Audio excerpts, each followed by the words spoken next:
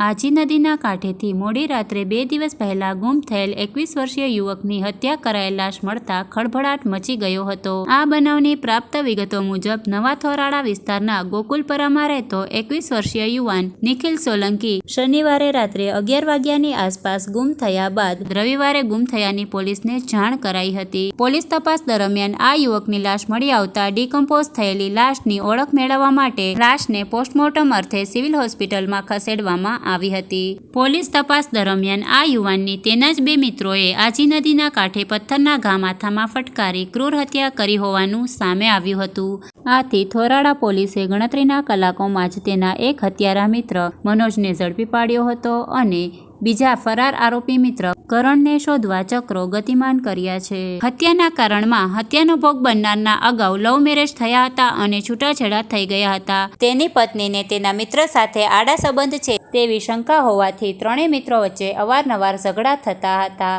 આથી બંને મિત્રોએ કંટાળી જઈને આજી નદીના કાંઠે મિત્ર નિખિલને બોથડ પદાર્થના ઘા ઝીકી તેની હત્યા કરી નાખી હોવાનું કબૂલ્યું હતું।